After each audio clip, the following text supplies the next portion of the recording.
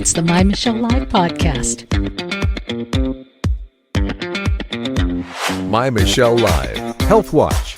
She's writing a prescription for hope. Here's Michelle. Hey, in this Health Watch today, we're going to make sure that you're cleared for travel. If it means out of your little home into the real world as the world kind of opens up last week, President Biden said by the 4th of July, we're going to be open again as a nation. We don't know. We are hoping so. But I want to get to, before we introduce our guest, and get his take on what you can do to make sure you're cleared for travel. I wanted to share some news stories. Coachy, I think you're going to like some of these. So if you think lockdown is bad, you may not have heard this story. A group near France are going into serious lockdown, like in a cave lockdown. No kidding. It's a small group of volunteers, 15 men and women. They're going to be living in a cave just south of Toulouse for an experiment called Deep Time.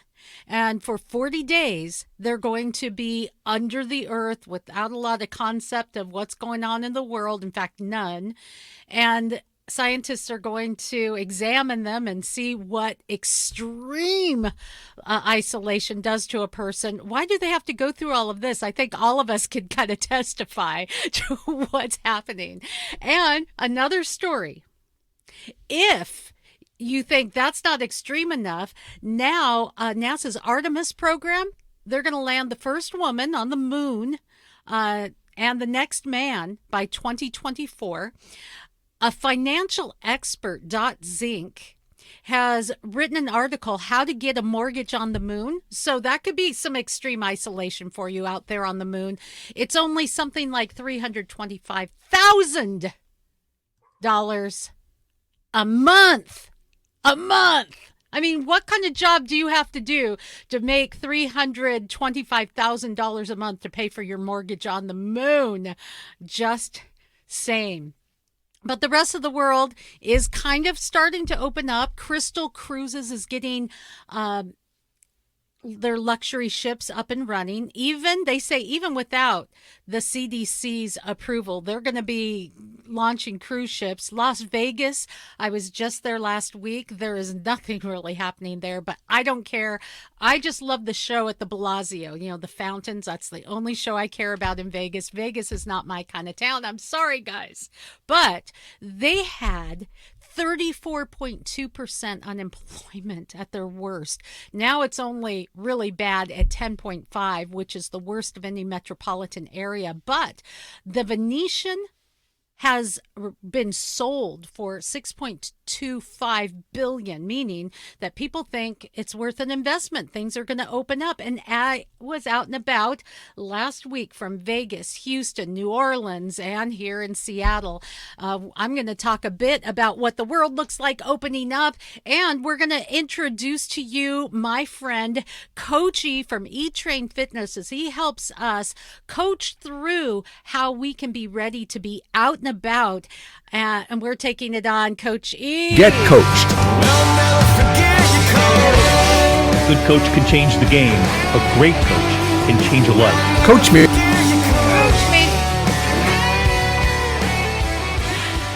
Coach E is with us. Now, Coach, you are one of the folks that comes on, helps us with our health, with fitness, and gets us going. But a story that happened to you yesterday kind of reminds us that if we really want to get out in the world again, we might need to be healthy in another way, beyond just physically, beyond just health-wise, but spiritually and emotionally healthy as well. Welcome, my friend. Thanks for having me on, Michelle. It's great to be on again. One of the things, and we've talked about this over the years before, but I've noticed during the lockdown that this has become a lot more prevalent, is the word empathy and awareness. Those two things, I feel like people have gotten so self-focused that they've kind of lost track on those. And what happened yesterday, I was at the grocery store And I'm in line, I'm getting my groceries, and there's a couple in front of me, and they're like rummaging through their bag and they're trying to pull out stuff. And I'm not really paying much attention, but I hear the cashier clerk, trying to ask him, bag, paper, plastic, not plastic, but paper. Do you want a bag? He's repeating the questions, and they can't understand him. So at first I go, maybe they're from another country. Maybe they don't understand. But then I noticed that they're signing to each other because they're both deaf. And so then they like pull out a piece of paper and try to hand it to the cashier. And he's now kind of irritated. He doesn't know what's going on. And they're getting kind of upset because he doesn't understand what's going on. And so he just starts talking louder. Now there's like two people behind me, and he's like saying, you guys just give me the stuff. You can leave. You don't have to be rude to me, because even if you're deaf people can still make sound. That's something that people that are used to the deaf community know. Some people that are deaf can actually make words. They can say things. They sound a little different, but they can actually make words. These two were very nonverbal. But one of the things that a lot of people in the deaf community do is they read lips if they can't sign. Oh gosh. And this world of masks is miserable. Coachy, it's really hard. I didn't realize how much I read lips. I'm fully functionally hearing, but I've gotten used to making sure I hear what someone's saying by watching their facial expressions and watching their lips. Mask mandates have driven me crazy. I mean, I've seen a lot of people, when they have a mask on, they go, hold on, and they back up a couple steps, they take their mask off, and they say, okay, say that again. And I'm like, wait, that has nothing to do with your hearing. So what I had to do is everybody was getting really upset in this situation. And I stepped in and I told the cashier, I said, hey, these two customers are deaf, and I know how to sign. And so I started signing with them and helping them through their transaction. And they said, thank you. And I said, they couldn't understand you because of your mask, and that's why they wanted you to write. And I understand that you can't take that from them because of your guidelines, but this was where the communication thing broke down. And I was thinking about that because I've had something like that similar happen many years ago, and it was a lot easier solved because you could see the person's mouth. And I found that yesterday, one thing that would have made a big difference is if everyone would have been a little more calm. Like, people would have been less stressed, and there was a little more understanding. And the words that I said earlier, a little more, compassion, patience, and empathy. I feel like that whole situation would have been avoided. And so one of the things that I share with people is that it's very important that when we see situations like this arise in public, that you as an observer are impacting a situation by doing something or not doing something. And in that situation, I could have just sat there and said, you know what, not my problem. I'll just wait until it's all over. But I chose to step in, help them out, make everybody happy, and then go about my day. And so I just try to remind people that you may not seem like it, but you do matter. You make a difference, and you should choose your spots wisely when it comes to those situations, because you never know whose day you're going to make, regardless of what you do or don't do. So. And you're out and about because you go to clients and do personal training. You help people to stay healthy and well. Masks or no mask, it doesn't matter what side of that argument you're on. If you have a healthy immune system, you're going to be fighting off not just coronavirus, mask, but many other things. What? You're going to love this mask. It's a very autistic mask. I like it too. I do like it. Autism awareness right there. And that's another group of people where masks have been very difficult. Wearing masks are difficult. We have very little tolerance, it seems, for people. and their unique situations. You know, that the clerk really should be schooled a little bit in customer service. What's really going on, and being able to recognize the signs. Some people can't understand you with a mask on. That's difficult. But the deeper story really is about the health, the emotional wellness that we need to bring to the table as we start to go out and about again. And I'm wondering, as a physical trainer, Mhm. how big of an impact is it when we have been sitting on our hind ends for over a year, not really getting out as much? I mean, no, even active people haven't been quite as active. How much of an impact does that have on our emotional well-being and our ability to interact as humans?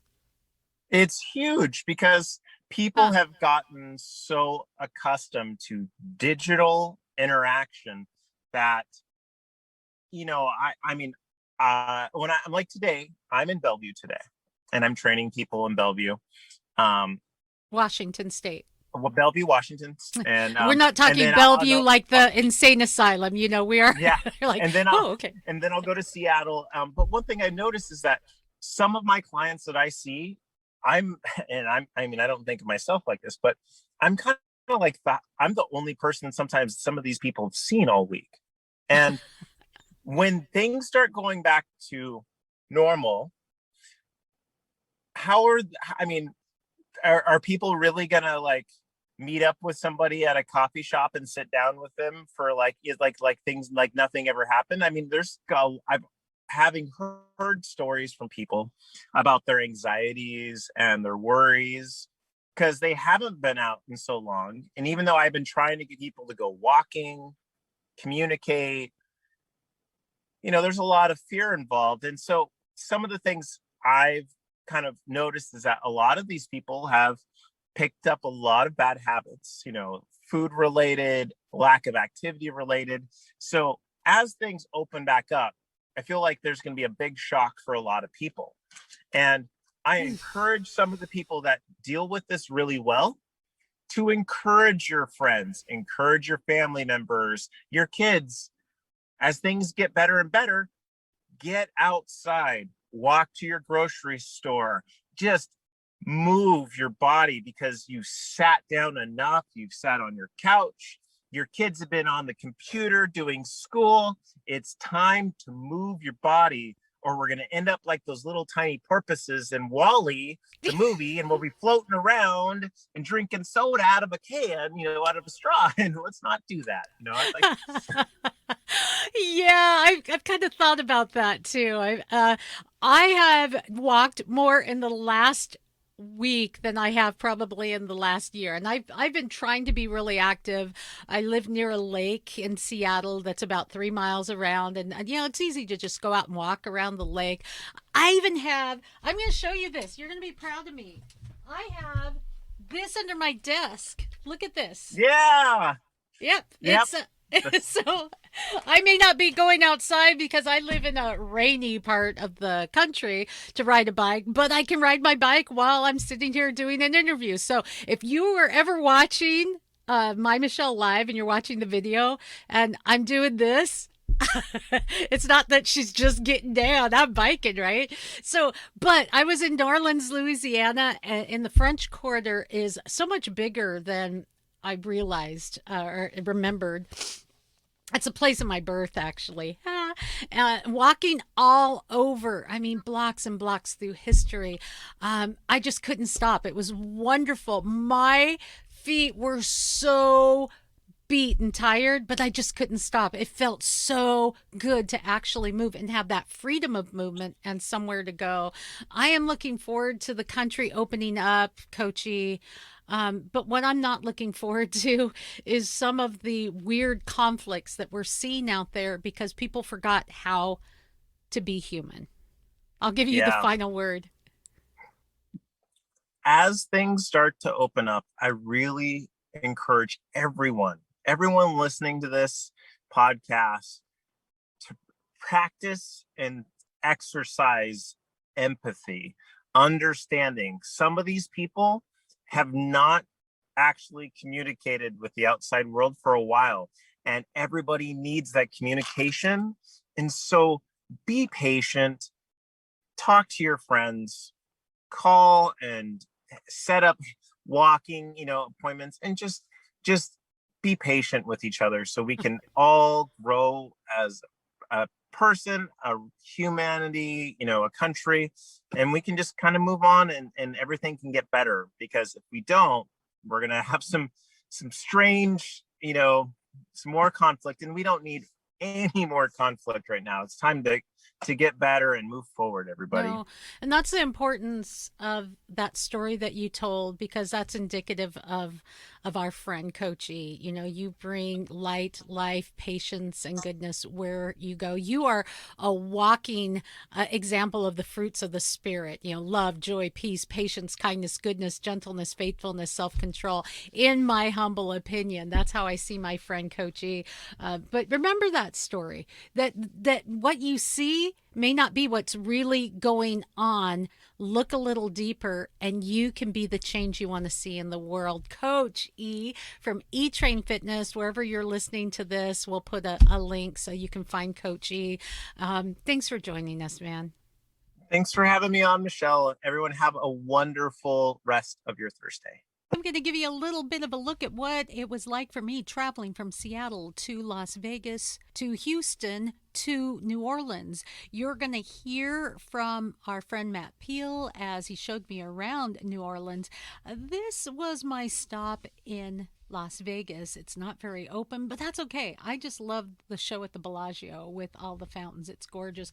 I met this beautiful woman who decided to sit down with me and chat. She approached me. I know I'm outgoing, but she approached me because this was actually last week, the International Day of the Woman, and I was sitting alone. She said, "Hey, I'll take a picture with you. Take a picture with me." And we celebrated. It was outside. You saw in a lot of cases establishments masking up, extra cleaning efforts, people trying to social distance to a degree, but if they felt that they had a healthy immune system or had COVID before, or in some cases had a vaccine, they felt perfectly comfortable just being out and coming alive again. As I was just about a 7-hour layover, I enjoyed the city and some food, and then I boarded a plane. Funny story. This woman, I didn't know either of these girls. They didn't know each other, but we became fast friends as we sat together for a 45-minute trip. The girl with the hat, she sat down. She was so shocked. They searched her at TSA and found these baggies with white powder in it. What did she have? Protein powder. She said, "I gained weight. I have protein powder." They almost didn't let her board the plane. We had a really good laugh and enjoyed the flight, and then got together when we were in Las Vegas. What a blast it was. You see a picture of me over here on the right, getting to play some live music at a cafe along my journey. But the highlight for me was New Orleans, Louisiana, where there is great food. Look at those beignets, red beans, and amazing art, crazy hat shops, mask shops, and the architecture is off the charts. It's one of the most beautiful places you can walk through history. You're going to see me talking with Matt Peel. This is the most worn out and tired I think I've ever looked. I'm here with my friend Matt. We are in New Orleans, Louisiana. We're doing a whiskey tasting at this darling place in the courtyard. And as we do, we're talking a little bit of history. I think what you were sharing with me is important as we look at our country struggling right now, even deciding where we're going to go from here, who's going to open up, who's not. Right. And the way we demonize folks and we think of good and bad, but our sordid history that plays out here in New Orleans, Louisiana, kind of gives us a little bit of a better insight into who we really are as a people. Absolutely. So New Orleans played a big role in the role of 1812 with Andrew Jackson coming down and actually recruiting Jean Lafitte, who was a pirate, to help him defend America against the British coming back to invade. And without Jean Lafitte and the Flying Tigers was later on in World War II, but without his band to help him out, or other pirates, there would not be a United States of America anymore, because that was a turning point in the War of 1812 to help us preserve our freedom for what we have today. And think about that. So the people that we always demonize as the bad guys were really part of the people who all came together because America is for all of us. So there's the lesson right now. So I think we need to raise a glass. USA. USA. Cheers. Here in the right on the edge of the Mississippi in New Orleans, Louisiana, with Matt Peel. He is our coach in the game of life. And as I travel around the country, I've been in Las Vegas, I've been in Houston, I'm now here in New Orleans. And you know, the feeling is really the same. There, you'll see people even here, some masked up, some not masked up. Here in New Orleans, Matt, it's a little stricter. In New Orleans, it is. The mayor's a little bit stricter. You just go outside the city or outside the parish or county, it's a little less. But people are flexing their individual muscles. We'll say that. Yeah. So their individuality. We were just, and you'll see a little bit later, I'll give you some shots of Bourbon Street, but I didn't really see a whole lot of masks on. Not a whole lot of masks going on. Not a lot outside. of social distancing, to be honest. Right. It's pretty fabulous. Yeah, Pretty fabulous. and yet, even in Texas, as I shared with you earlier, as people were all opened up, everything's opened up, still you go into restaurants and establishments, and a lot of the staff will have their masks on because they want to make everyone feel comfortable. Okay, and I was telling you this earlier, Matt, this is the funny thing, that the mandate's gone and people are kind of self-regulating. It's a weird thing. People actually will do what's best for them even without the government telling them. Right. Who knew? Who knew? We just want choice. Just give us the choice, and I think the right choice is made the majority of the time on your own. I think that's what America is about. So, Matt, working with some of the folks that you work in the fitness industry, have you seen that kind of feeling, or do you still see people a little bit shy of getting together, of working in close proximity? I mean, how's that working out? The health club that I work at is there. Of course, there are mandates for employees for various things, but as far as members when they're working out, no, there's not a lot of masking going on. People are making their own decisions. You know, when you work down in the health club, you're one of the healthiest people on the face of the planet. Yeah. Especially, I will say, here in the South, where obesity overall amongst the Gulf South is high. Yeah. We're in the minority, so there has not been an outbreak at my health club. Have people had it? Sure. And you want to just stay home. Yeah. Aside from that, just use your brain.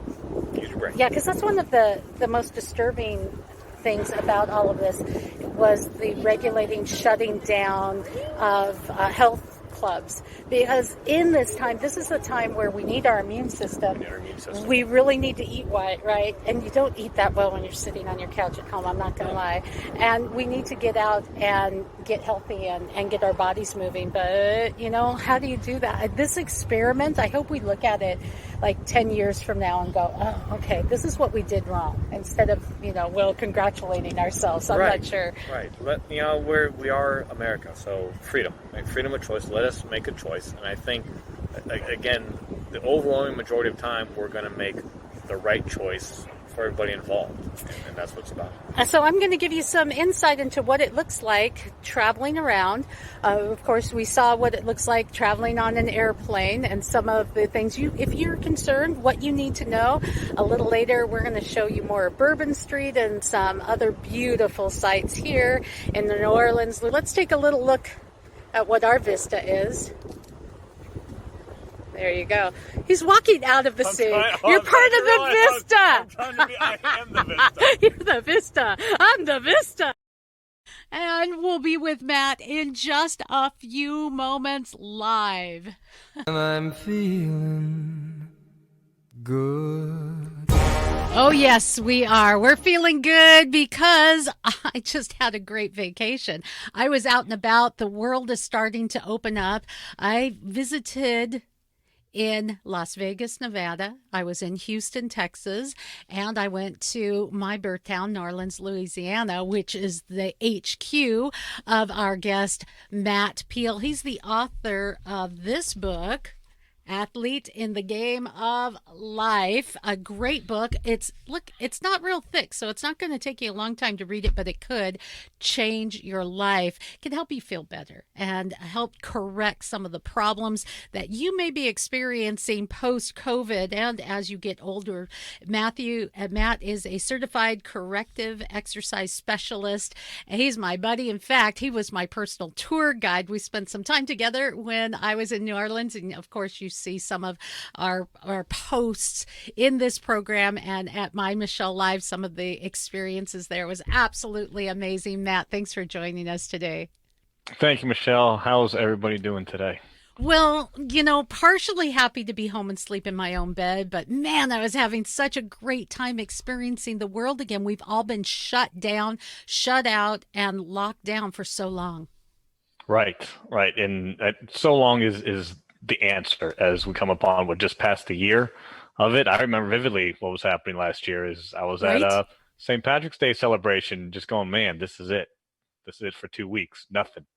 Well, yeah. 2 weeks plus 50 weeks after that. Right. Right. No, I was very similar, but I had this feeling the world is never really going to be the same. I don't know if I'm just all doom and gloom or what my problem is, but I was thinking, I don't know. Things may never be the same. I'm just going to enjoy today because Lord knows when we'll be out again, and it's been a while. But things are starting to open up again. As we were talking just a few moments ago, we have Las Vegas, they're looking forward to opening. The Valencia was just sold for $6.25 billion because they really believe things are going to be on the upswing. Gambling's going to open. Things are going to happen. But right now, it's pretty dead. So there you go. The Bellagio fountain, though, my favorite, that's still going. So I was happy with that. And I could go across the street and get my favorite French onion soup from Mon Ami Gabby. That's great. Things in New Orleans are open. And as you and I were talking in the video before, yeah, some things are opening, but there's still some restrictions from the mayor. I didn't see a lot of those on Bourbon Street, though. Well, everything is very subjective, as the case with most places. So at the end of the day, how much is a business willing to do? I know I have family out in Southern California in the LA area, and law enforcement is just saying, Gavin Newsom, I'm not going to listen to you because you're killing business unnecessarily. So they're letting things go. They're letting places stay open. They're letting them do what they need to do on a daily basis to keep their lights on, and pay their rent at home. And I really do think when it comes down to it, that's where the disconnect between politicians and actually us normal living people are. Their lights are paid for. They have a nice government salary. The rest of us have to go out and knock on doors and hit the pavement and earn a living. And so, the law enforcement, I think, and local agencies get that. They understand that. So they're going to do, as long as there's not a big, massive outbreak of people and gatherings and things like that, they're going to let it slide until a problem is called upon, and that's what's going on. When I was in Houston, we know Texas has opened up. What I observed, and you're going to find this interesting as you're watching or listening today, some things changed. Even though everything was opened up, you go into establishments, and to make people comfortable, the staff were still required to wear face masks, and there was still hand washing or sanitation, little stations and things. That seems to be what happens when you leave people to their own freedoms and devices. They tend to make choices like business owners. Hey, I want to be open, but I'm still going to make people feel comfortable. We may have people who have health concerns, so we're going to make sure we have masks at the door and they can sanitize their hands with that awful hand sanitizer, which we'll talk about in another show. There's better alternatives, people. Nonetheless, when you have freedom, I saw that in New Orleans as well. Some establishments, they didn't care that much, but they wanted to make their customers feel comfortable. So freedom looked a lot like people still being careful. Absolutely. And if you let us make our decisions, then we're going to try to make the best things for ourselves and for our customers. And people, some aren't ready to just jump into free willy be open, and that's okay. But when you give someone the opportunity to do so, whether the business makes that decision on it, and then the customer base will tell them. If someone walks by and is very much against social distancing or masking and they see it inside, well, they're going to go somewhere else. But the vice versa is also true. If you want that and you go inside and walk by and you see that happening, well, you're going to go in. And at the end of the day, it's the customer, right, that is going to dictate how things go. And as we evolve and change and people get vaccinated and do whatever they want to, then we'll get that comfort level. And someone said, "We'll never return." That's a bunch of BS because because we're humans. We're going to go back to the same way we were before. And if you're saying, "Matt, you're a liar," give me 5 years and I'm willing to bet a limb on it that people say, "Oh yeah, I remember when that happened?" As you look around and you're like this in a packed stadium or a concert Oh, hall, enjoying what you're doing. I hope so, So man. I think that's just not going to happen. Let's just hope so, because I'm starting to think that maybe the politicians aren't buying into this as much as they say they are. Uh, John Kerry, who you know as the guru of climate, was actually flying around the same time I was. He was sitting in first class, but there's a nice picture snapped of him. He wasn't eating, wasn't drinking, but he felt it was okay to take off his mask. And we've seen that with other politicians, Nancy Pelosi getting her hair done and such. So, what we're really seeing is what humans really believe, that we want to be out and about, we want to be free. And what I wanted to get to, you have a lot of good information in your book about staying healthy, staying fit, being ready for the game of life. And as life opens up again, we want to be ready to play. I want to quote something from your book where you say, luckily for us, the human body is a wonderful machine. If treated properly, it can regenerate strength, coordination, balance, and build brain cells. And I think that's pretty important because some of us have been sitting on our other brain for a year and getting out and Right. experiencing life. Right. Well, you're starting to, okay, can I just share something real quick? I was watching my videos from all the walking I was doing in New Orleans. And the last video, I'm kind of waddling a little bit because my feet were so tired from all of the fun that I've been having nonstop. That's okay. That's a good kind of tired. But if you're not able to keep up with life, then there's a problem. Matt, you can help us with that. Absolutely, I can. And it's about stretching. It's about strengthening just as much as about stretching and finding it is what you enjoy. One of the things I talked about back in January, especially on your show, was that the reject the resolution part. We can't always deprive Yes. ourselves and continue to be happy. We have to do things that bring us enjoyment. And that's really what my book talks about. These are some ways and some ideas and philosophies that you can be better off if you incorporate into what you're doing on a daily basis to enjoy what you're doing at a higher level, whether it is hiking, street hiking, or hiking out in the mountains or the hills, or playing golf like I like to do on the weekends, or tennis, or Mm-hmm. whatever it is. You can get back into that. Even if you've been sheltering in place or working from home and are afraid to walk out the door, there's things you can do inside your house that you don't just have to sit on your device all day. I love that. Okay, first though, I kind of need you to do me a solid. I had been flying for hours. I mean, that's kind of a long flight going from Hmm. Houston, New Orleans. So, there's some things that people don't think about when you're sitting that long on an airplane. It's not only not great for you, it's not good for your heart, it's not good for your body, your circulation, but man, you can have kind of those plane strains. Can you help me out a little bit with some stretches I can do to feel a little better? Sure. Some things that we could do. Obviously, if you get up and go to the bathroom, even if you don't have to, sometimes it's good just to walk down the aisle and get out there. A couple things you can do. I'll try and I don't have a lot of room with the couch right behind me, but you can do some things with your arms. You can at least put your arms like this, like you're going to be super flex, but you're just going to rotate down and you can rotate them back up. And then you can feel that in your upper back and in your Oh, shoulders. yeah, It's I a good way can. to work your rotator cuff. You can even Yeah. put your arms out in front of you and then just bring back and again squeeze those shoulder blades behind you. that helps to keep you upright so you're not always leaned over in that position.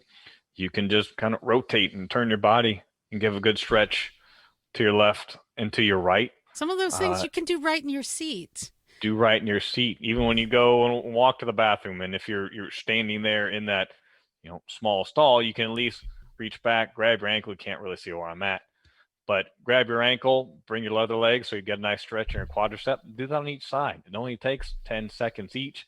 No one knows the difference. Hopefully they're not pounding on the door waiting for you. But those are a couple of things that you can do to just kind of feel better along the flight. Yeah, and that's really good. I was talking. I've said this a couple times, and I had this on social media. Those little seats, they're pretty small, right? And if you're sitting next to someone who is more generous in their body makeup, where I literally had people sitting next to me on my flight that took up to 1/3 of my seat, and I'm kind of squished over there. So getting up and getting out is kind of nice because that's not really good for you either to be sitting. They just really have you stuffed in there. So much for social distancing, right? Right, right. It's back to the old sardine can, the Greyhound of the skies, Spirit Yeah. Airlines. Oh So, gosh, I know, right? but but the good thing about that is people are out. People are out flying. I own some American Airlines stock. In fact, I just sold a little bit and made a little bit of profit because Yeah, it's up. People are out. Look at the TSA numbers. finally. People are out there. They're getting back out there. And as more vaccines happen, and hopefully wherever you're listening or watching in your state, you're to the fact of where almost everybody is eligible to get back out there. And that's what life's about. You don't have to go to Europe. There's plenty of things in the continental United States that I guarantee you haven't seen. I'm pretty sure there's a state you probably have never been to. Oh Why not yeah. go there? I had the most amazing experience getting out, and it felt so good. Now, some of our problems, though, you mentioned, the vaccine and stuff, and some of us, like me, I'm going to choose not to. I admit it. There you go. You can email me and tell me how bad I am, but you also know that I'm talking about it on our show and giving you good information so that you can make the best choice for you. But what am I going to do instead? I'm going to have a healthy immune system. Now, something that you and I talked about when we were sitting there with the wind blowing in my hair on the edge of the Mississippi. Woohoo! And you as well. Thank Yeah, you. right. Thank you. Thank you. We were talking about you working with clients, you helping people to get healthy because, the mask, there is a lot of evidence that says, yeah, it doesn't do much more than make you feel like you're safer. But what can really help you is that God-given mask called our immune system. And we get that by being healthy. We get that by becoming more physically fit, active, and healthy. Absolutely. And there was an article today that was on LinkedIn, and I put a pretty scathing anti comment about that. I was talking about gyms, for example, and them remaining closed, and they need to stay closed. And that is the opposite. I work in a health club, and luckily here, believe it or not, in Louisiana, one of the fattest states in the union, yes, our gyms were reopened back last May. How many outbreaks do we have of coronavirus had to close the gym? A big fat zilch show. What? Zilch, right? Zero. What? We had Breaking group news exercise story. classes. Come on. Breaking news, right? We had group exercise classes. Were they all at the same old place before where you're like this on a Saturday morning? No. And that's okay. We operated within the restrictions and guidelines they set of capacity, but we stayed open. People came in. If someone did have a COVID, a member or a staff person, it wasn't publicized. I have no idea, but they just stayed away. There was nothing that made us have to close the doors. So it's false. It's lies, people, that use gyms and you have to close it and keep us unhealthy. No, get into the gym, get healthy, eat right, exercise outside, exercise inside. That is your best first defense. Who are the people that have the most complications from COVID? Are the ones that are obese, that have heart disease, that have type 2 diabetes, that are candidates for stroke in the first place. So one way you can reduce those risk factors is to take care of yourself.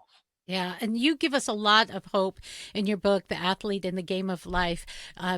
You give people hope who maybe feel like they're past their prime age-wise and health-wise, and reminding them, no, wait a minute, your body is made to regenerate. You can correct some of those aches, some of those pains before they get worse, some of the fears of hurting ourselves as we get older. All of those things can be reversed, and we can be healthy throughout our lives, and we can experience life and not be afraid to go out and live. Matt, this is his book right there. There you go. You can pick it up online. You can go to MyMichelleLive.com. There's a link. You can also go to MattPeel.com. There's a lot of good information, and Matt can be there to help you as well as he helps us here from time to time. Thanks, Matt. You're welcome. Thank you.